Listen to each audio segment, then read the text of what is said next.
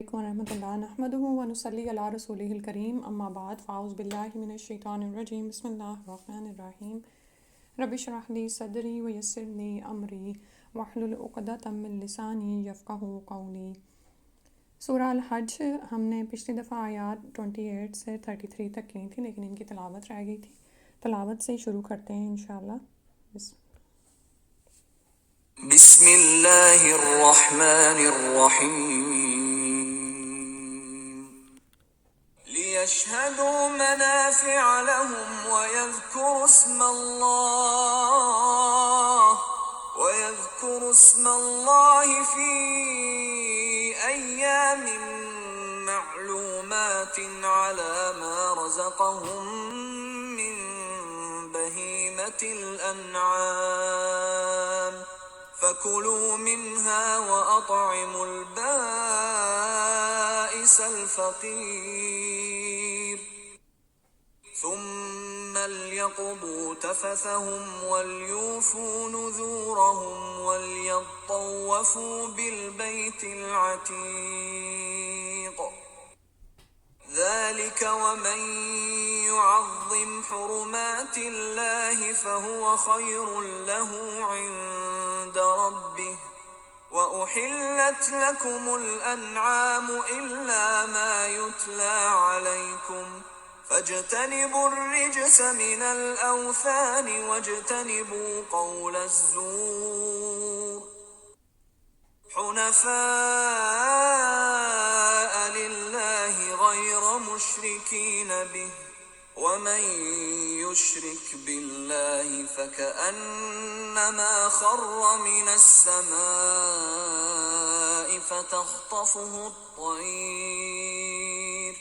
فتخطفه الطير أو تهوي به الريح في مكان سحيق ذلك ومن يعظم شعائر الله فإنها من تقوى القلوب لكم فيها منافع إلى أجل مسمى ثم محلها إلى البيت العتيق ولكل أمة جعلنا منسكا ليذكروا اسم الله على ما رزقهم من بهيمة الأنعام فإلهكم إله واحد فله أسلموا وبشر المخبتين۔ آیت نمبر 34 سے وَلِكُلٍّ اور ہر امت کے لیے وَلِكُلِّ أُمَّةٍ اور ہر امت کے لیے جعلنا بنائے ہم نے منسکن قربانی کے طریقے، یعنی قربانی کا قاعدہ، لیذکروا تاکہ وہ ذکر کریں، یاد کریں، اسم اللہ اللہ کا نام، علی ما رزقہم اوپر اس کے جو اس نے رزق دیا ان کو، من بہیمۃ الانعام جانوروں میں سے مویشی، فَإِلَٰهُکُمْ تو الہ تمہارا، الہ واحد ایک ہی الہ ہے، فَلَهُ أَسْلِمُوا تو اس کے لیے مطیع ہو جاؤ، فرما بردار بن جاؤ، وَبَشِّرِ الْمُخْبِتِينَ اور خوشخبری دو عاجزانہ رویش اختیار کرنے والوں کو۔ تو اللہ سبحانہ تعالیٰ اس آیت میں ہمیں بتا رہے ہیں کہ ہم نے ہر امت کے لیے قربانی کا ایک طریقہ مقرر کر دیا، یعنی تمام انبیاء کی شریعتوں میں اللہ کے حضور قربانی پیش کرنا ایک لازمی جزو رہا ہے، اگرچہ کہ اس قربانی کی تفصیلات اور جزیات میں اختلاف رہا ہے۔ ٹھیک ہے، تو اللہ تعالیٰ نے فرمایا لیذکروا اسم اللہ علی ما رزقہم تاکہ تم ذکر کرو اللہ کے نام کا، یعنی اللہ سبحانہ تعالیٰ ہی کے لیے قربانی کرو اوپر ان مویشی جانوروں کے جو اس نے تمہیں عطا کیے ہیں، یعنی اللہ ہی نے عطا کیے ہیں، اسی کی راہ میں انسان قربان کرے۔ اور ساتھ ہی بتایا کہ فَإِلَٰهُكُمْ إِلَٰهٌ وَاحِدٌ تو الہ ایک ہی ہے، فَلَهُ أَسْلِمُوا تو اسی کے لیے سر تسلیم خم کر دو، کیونکہ آپ یہ دیکھیں کہ یہ قربانی، نذر و نیاز، یہ سب عبادتیں ہی ہیں، عبادتوں ہی کی شکلیں ہیں، مالی عبادات ہیں۔ تو اب اگر کوئی شخص اللہ کے علاوہ کسی دوسری چیز کے سامنے یا کسی دوسری چیز کے لیے قربانی پیش کرے گا تو پھر وہ شرک فی العبادت ہوگا۔ ٹھیک ہے، اور عبادات کسی دوسرے کے لیے بجا لانا یا ان میں کسی دوسرے کو شریک کرنا عین شرک ہے۔ اسی لیے فرمایا فَإِلَٰهُكُمْ إِلَٰهٌ وَاحِدٌ فَلَهُ أَسْلِمُوا، تو اللہ کے لیے سر تسلیم خم کر دو کہ جو تمہارا الہ ہے اور ایک ہی الہ ہے۔ اور خوشخبری کن کے لوگوں کے لیے؟ المخبتین، مخبت کون ہیں؟ وہ جو عاجزی کرنے والے ہیں۔ خبط النار کا مطلب ہوتا ہے آگ کا شعلہ ختم ہو جانا اور کوئلہ یا انگارے پر ساکھ کا پردہ چڑھ جانا، ٹھیک ہے۔ اور آپ یہ دیکھیں کہ خبط کا مطلب ہوتا ہے کہ نرم زمین، تو جو وہ لوگ جو کہ عاجز ہوتے ہیں، جن میں نرمی ہوتی ہے، جن میں تواضع ہوتی ہے، یعنی وہ مخبت سے مراد ایسا شخص ہے جس نے اللہ کے احکام کے سامنے اپنی انا، خودی، پندار نفس، خواہشات نفس کو ختم کر دیا ہو۔ اللہ سبحانہ تعالیٰ ہمیں بھی ان لوگوں میں شامل کر لے۔ تو بنیادی طور پر مشرکین مکہ جو کر رہے تھے اللہ کی عبادت میں شرک، یعنی قربانی اللہ کے علاوہ دوسروں کے نام کی کرتے تھے یا ان کا نام پکارتے تھے، تو اس سے منع کیا جا رہا ہے اور توحید کا درس دیا جا رہا ہے۔ اور جو مخبتین آیا، یہ وہ کون لوگ ہیں؟ ان کے لیے فرمایا الذین اذا ذکر اللہ، وہ لوگ کہ جب ذکر کیا جاتا ہے اللہ کا، یاد کیا جاتا ہے اللہ کو، وجلت قلوبہم، تو ان کے دل ڈر جاتے ہیں، ٹھیک ہے، یعنی ان کے دلوں میں تقویٰ ہے، وہ دل میں اللہ کا شعور رکھتے ہیں۔ جب اللہ کا ذکر کیا جاتا ہے، تکبیرات بلند ہوتی ہیں یا اذان ہوتی ہے یا تلاوت کلام ہوتی ہے یا کوئی ان کو اللہ کی نصیحت کر کے ڈراتا ہے، تو ان کے دل کانپ اٹھتے ہیں۔ والصابرین علی ما اصابہم، اور صبر کرنے والے اوپر اس کے جو پہنچا ان کو۔ اور یہ کون لوگ ہیں جن کے دل ڈر جاتے ہیں اللہ کے ذکر سے؟ یہ جب تکالیف ان کو آتی ہیں تو اس پر صبر کرتے ہیں۔ والمقیم الصلاۃ، اور نماز کو قائم کرنے والے ہیں۔ ومما رزقناہم ينفقون، اور وہ اس میں سے جو ہم نے ان کو رزق دیا ہے اس میں سے خرچ کرنے والے ہیں۔ اور آپ یہ دیکھیں کہ چونکہ کانٹیکسٹ حج کا چل رہا ہے، تو حج کے سفر میں تکالیف بھی پیش آتی ہیں، اور پھر یہ کہ آپ ایسی جگہ پر ہوتے ہو جہاں پر آپ کو مختلف طرح کے لوگوں سے ملنا پڑتا ہے، اور چونکہ سفر ہے تو سفر میں بعض اوقات مصائب کا سامنا ہو ہی جاتا ہے۔ تو مخبتین کا کیا معاملہ ہوتا ہے کہ جب ان کے سامنے اللہ کا ذکر بلند ہوتا ہے تو ان کے دل ڈر جاتے ہیں، اور جو ان کو تکالیف پیش آتی ہیں وہ اس پر صبر کرتے ہیں، یعنی شکوہ شکایت نہیں کرتے، جزا فضا نہیں کرتے، اور نمازوں کو قائم کرنے والے ہیں، اور اس کے ساتھ ساتھ جو رزق ہم نے دیا اس میں سے خرچ کرتے ہیں، یعنی جیسے حج کے موقع پر خرچ بھی بہت زیادہ ہوتا ہے۔ تو اللہ کے حضور متواضع رہنے والوں میں یہ سب خوبیاں موجود ہوتی ہیں۔ اور حج کے ساتھ ساتھ یہ آیت عام بھی ہے، یعنی ان باتوں کا حکم ہر حال میں ہے، یعنی مطلب تو ربط معنوں کے لحاظ سے ہے، تاہم ان کا حکم ہر حالت میں عام ہے۔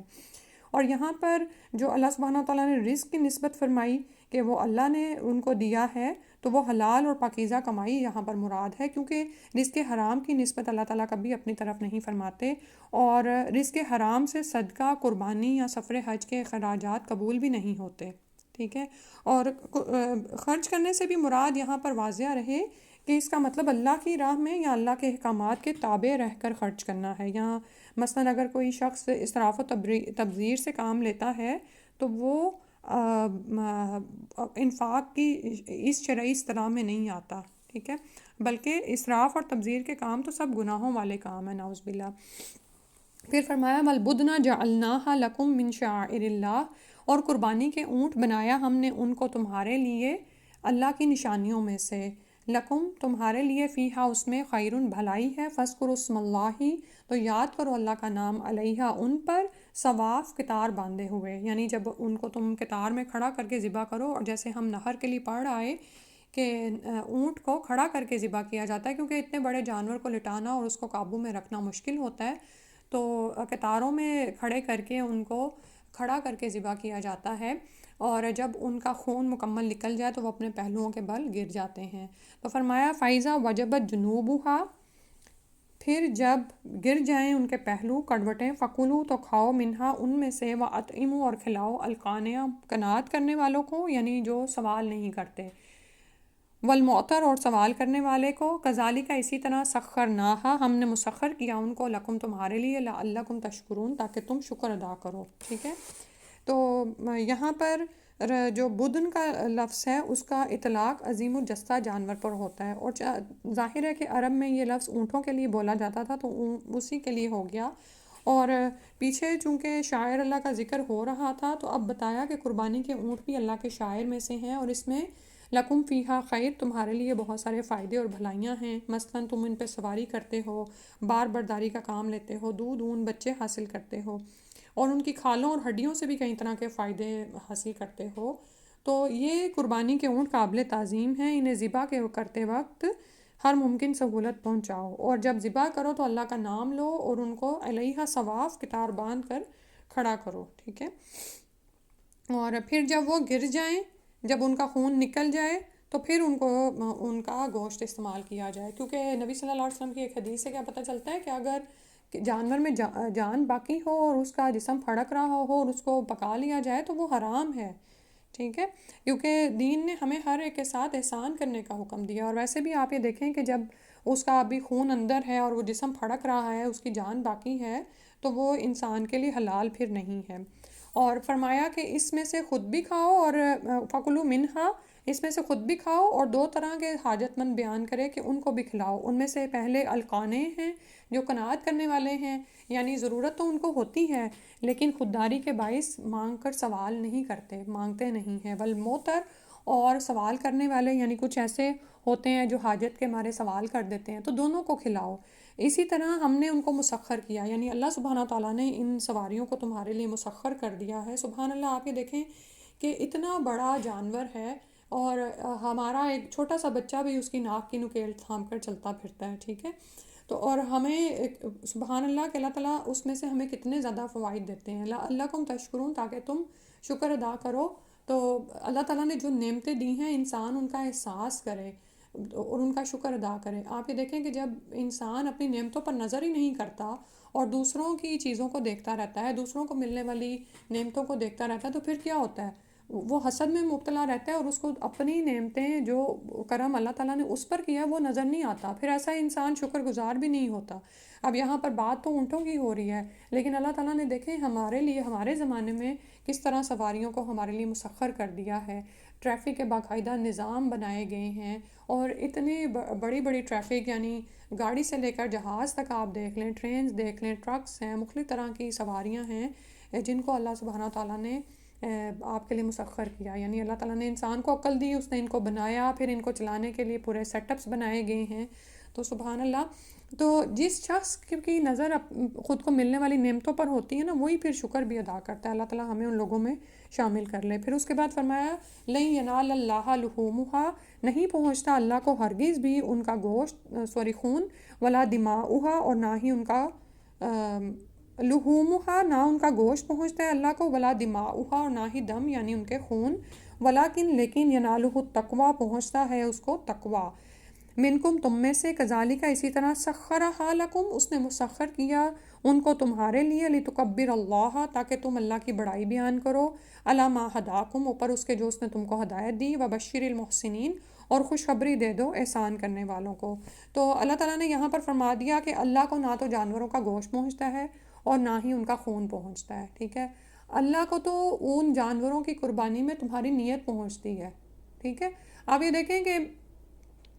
ہم اللہ سبحانہ تعالیٰ خالق ہے، اس کو نہ تو خون چاہیے اور نہ ہی گوشت چاہیے، ٹھیک ہے۔ خون تو بہہ جاتا ہے اور گوشت کو انسان خود کھا لیتا ہے، تو پھر اجر و ثواب کے لیے کیا چیز ہے جو جس کے مطابق دیا جائے گا؟ وہ دراصل تقویٰ ہے، جو اللہ تعالیٰ انسان کا جانچتے ہیں اور اس کے مطابق ہی انسان کو اجر و ثواب دیا جائے گا۔ تو یہاں پر دراصل مشرکین مکہ کے اس نظریے کی بھی تردید ہو رہی ہے کہ وہ کیا کرتے تھے کہ اگر بتوں کے نام کی قربانی کرتے تو گوشت بتوں کے سامنے رکھ دیتے اور خون ان کو مل دیتے، اسی طرح اگر اللہ کے نام کی قربانی کرتے تو گوشت کعبہ کے آگے رکھتے اور خون نعوذ باللہ کعبہ کو مل دیتے۔ تو فرمایا کہ خون تو ویسے ہی حرام اور ناپاک چیز ہے اور گوشت تم خود کھا لیتے ہو، اللہ کے ہاں تو یہ نیتیں پہنچتی ہیں، اللہ تعالیٰ تو یہ دیکھتے ہیں کہ تم نے کس نیت، خلوص اور محبت سے اللہ کے حضور قربانی پیش کی۔ جس کی نیت میں جس قدر خلوص اور تقویٰ ہوگا وہی اللہ کے حضور اس قربانی کی قدر و قیمت ہوگی۔ اور یہ صرف قربانی میں نہیں، ہر معاملے میں، یہ جو ہم اس وقت دین سیکھنے تھوڑی دیر کے لیے بیٹھ جاتے ہیں، اس میں بھی اپنی نیت کا جائزہ لیتے رہا کریں اور اپنی نیت کو اللہ کی راہ میں خالص کر لیا کریں اور اللہ سے اجر و ثواب پانے کی نیت رکھا کریں، کیونکہ دین کو سیکھنے کا کام بھی عبادت ہے، ٹھیک ہے۔ کیونکہ آپ یہ دیکھیں کہ آپ کے پڑھے گے 2 نفل تو آپ کو فائدہ دیں گے نا، لیکن آپ کا دین سیکھنا اور پھر اس کو پھیلانا جانے کتنے لوگوں کے لیے رحمت کا باعث بن جائے، ہے نا، اور صدقہ جاریہ ہو جائے آپ کے لیے۔ تو پھر یہ جو آپ یہاں پر بیٹھ کے تھوڑا سا کام کر رہے ہوتے ہیں، دین سیکھ رہے ہوتے ہیں، اس میں بھی اپنی نیتوں کا جائزہ لیتے رہا کریں کہ میں اللہ کے ہاں کیسا عمل جمع کرا رہی ہوں۔ اور اللہ تعالیٰ نے فرمایا کہ ان جانوروں کو اللہ نے ہی تمہارے لیے مسخر کیا ہے، تو اب اس پر اللہ کی بڑائی بیان کرو جو اس نے تم کو ہدایت دی۔ وبشر المحسنین، اور احسان کرنے والوں کو خوشخبری دے دو، ٹھیک ہے۔ پھر اس کے بعد فرمایا ان اللہ یدافع عن الذین آمنوا، بے شک اللہ تعالیٰ ان لوگوں سے دور ہٹاتا ہے جو ایمان لائے ہیں، یعنی اللہ تعالیٰ ایمان والوں کی حمایت کرتا ہے، ان کی سرپرستی کرتا ہے، ان کی مدافعت کرتا ہے۔ یدافع کا مطلب ہے نا دور ہٹانا، اور یعنی کہ ان لوگوں سے، ان اللہ بے شک اللہ لا نہیں یحبو پسند کرتا کل ہر خوانین، خائن کو، خوانین جو ہے مبالغے کا صیغہ ہے، یعنی بہت زیادہ خیانت کار، کفورن نہ شکرا، اور یہ بھی مبالغے پر ہی ہے کہ شکر نہ کرنے والا، بہت زیادہ نہ شکرا، کہ جس کی زبان پر کبھی شکر کا کلمہ آئے ہی نہ، وہ ہر چیز میں نہ شکری ہی دیکھے۔ تو اللہ تعالیٰ اہل حق کا فریق بنتا ہے، ٹھیک ہے۔ اب یہ دیکھیں کہ پیچھے بات ہو رہی تھی کہ اللہ تعالیٰ کی طرف سے خوشخبری ہے وبشر المحسنین، احسان کرنے والوں کے لیے۔ اب اس سارے کا پس منظر آپ دیکھیں کہ پیچھے سے حج کی باتیں ہو رہی ہیں، اور آپ یہ دیکھیں کہ یہ میں نے جیسے پتہ ہے نا آپ کو کہ کچھ آیات اس کی مدنی ہیں اور کچھ مکی ہیں۔ تو اب جب مسلمان ہجرت کر کے مدینہ میں آ گئے تو کیا تھا کہ ان کو کئی طرح کے غم اور تفکرات لاحق تھے، گھر بار انہوں نے چھوڑا تھا، اپنے وطن کو چھوڑا تھا، پھر ان کو وہ تکالیف بھی یاد آتی تھیں جو مشرکین مکہ نے ان کو پہنچائی تھیں۔ پھر جب وہ مدینہ میں آئے تو شروع میں وہاں کی آب و ہوا بھی ان کو سازگار نہ ہوئی، معاش کی بھی ان کو فکر تھی، تو اور اس کے علاوہ بڑا غم جو تھا وہ بیت اللہ شریف سے دور ہو جانے کا تھا، تو جسے وہ اب دیکھ بھی نہیں سکتے تھے۔ تو اللہ تعالیٰ نے یہاں پر مناسک حج اور عمرہ کا ذکر فرمایا کہ ان میں سے بہت سے مناسک ایسے ہیں کہ تم یہاں پر اپنے علاقے میں بیٹھ کر ان کو ادا کر سکتے ہو، یعنی مدینہ میں بیٹھ کر۔ جیسے ہم دیکھتے ہیں کہ حاجی تو حج وہاں پر قربانی کرتا ہے، لیکن اس کے علاوہ مسلمانوں کو حکم دیا گیا کہ ہر صاحب استطاعت 10 ذی الحجہ کو قربانی کرے، اور رسول اللہ صلی اللہ علیہ وسلم مدینہ میں 10 سال قربانی دیتے رہے۔ نیز مسلمانوں کو ہدایت دی گئی کہ جو شخص قربانی کا ارادہ رکھتا ہو وہ یکم ذی الحجہ کا یعنی چاند دیکھنے سے لے کر قربانی تک نہ حجامت بنوائے اور نہ ناخن کٹوائے، ٹھیک ہے۔ اور یہ بھی کہ مسلمان کسی دوسرے کے ہاتھ میں اپنا قربانی کا جانور بیت اللہ شریف میں ایز اے ہدی بھی بھیج سکتے ہیں، اور ہدی وہ ہوتی ہے نا جو وہاں پہ دی جاتی ہے۔ یہاں تک کہ اگر آپ یہ دیکھیں کہ اگر حج کران والا شخص راستے میں روک دیا جائے تو ہدی کو کعبہ کی طرف بھیجتا ہے۔ تو سبحان اللہ سبحانہ تعالیٰ نے مسلمانوں کے لیے وہ مناسک بتا دیے کہ جو وہ اپنے علاقوں میں بھی بیٹھ کر کر سکتے ہیں۔ اور اسی طرح جو یہاں پر آیا نا کہ لِتُكَبِّرُ اللَّهَ عَلَى مَا هَدَاكُمْ، تو حاجی بھی وہاں پر کیا کرتا ہے، تکبیرات بلند کرتا ہے۔ اور عام حالات میں بھی ایام تشریق میں ہمیں کیا کہا گیا کہ اسی طرح تکبیرات بلند کریں، کیونکہ آپ یہ دیکھیں کہ جب کسی شخص کے دل میں اللہ کی محبت ہوتی ہے نا اور اس کا تقویٰ ہوتا ہے، اور وہ اللہ کی محبت میں، اب جیسے اسی آیت میں 37 میں قربانی کا ذکر آ رہا تھا کہ ہم جو قربانی کرتے ہیں وہ اللہ کی راہ میں کرتے ہیں نا، ٹھیک ہے۔ تو پھر ہم ان مناسک کو سیکھنا چاہتے ہیں، ان طریقوں کو کرنا چاہتے ہیں جس سے ہم اللہ کا قرب حاصل کر سکیں، ٹھیک ہے۔ تو اللہ تعالیٰ نے یہ مناسک بتا کر عام مسلمانوں کے لیے بھی کتنی آسانی پیدا کر دی کہ جو حج اور عمرے پر نہیں جا سکتے، ٹھیک ہے، اور احسان کرنے والوں کے لیے خوشخبری ہے۔ اور پھر اگلی آیت جو ابھی ہم نے پڑھی اس میں اللہ تعالیٰ نے یہ بھی فرما دیا، یہ دراصل ان کے لیے ایک طرح کی خوشخبری ہے کہ اللہ سبحانہ وتعالیٰ ضرور تمہارا حمایت کرنے والا اور تمہارے لیے ضرور ایسے حالات پیدا کرے گا کہ تم ان پر فتح حاصل کر جاؤ گے، کیونکہ اللہ تعالیٰ احسان کرنے والوں کو پسند کرتا ہے، لیکن اللہ سبحانہ وتعالیٰ کسی بھی خائن اور بددیانت کو پسند نہیں کرتا، ٹھیک ہے۔ اور یہ مشرکین مکہ ہی کی بات ہو رہی کہ وہ بددیانت اور خائن کس لحاظ سے ہیں کہ اللہ تعالیٰ نے انہیں کعبے کی تولیت سپرد کی تو انہوں نے اہل حق کو کعبہ میں داخل ہونے پر پابندی عائد کر دی، اور وہ ناشکرے اس لحاظ سے ہیں کہ ان کو سب نعمتیں تو اللہ نے دی ہیں، لیکن اللہ کا شکر ادا کرنے کے بجائے اپنی ساری نیازمندیاں اور عبادتیں بتوں کے لیے وقف کرتے ہیں. ٹھیک ہے، تو انشاءاللہ پھر اگلا رکوع کرتے ہیں. پہلے اس کی تلاوت پوری کر لیتے ہیں 35 سے. جی بسم اللہ الرحمن الرحیم الذين إذا ذكر الله وجلت قلوبهم والصابرين على ما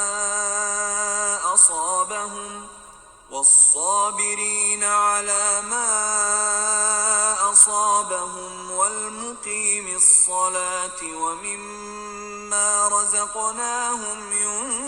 ينفقون والبدن جعلناها لكم من شعائر الله لكم فيها خير فاذكروا اسم الله عليها صواف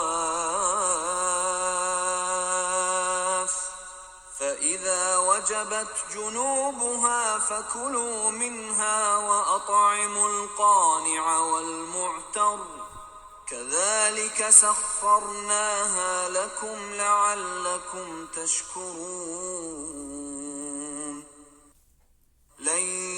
ينال الله لحومها ولا دماؤها ولكن يناله التقوى منكم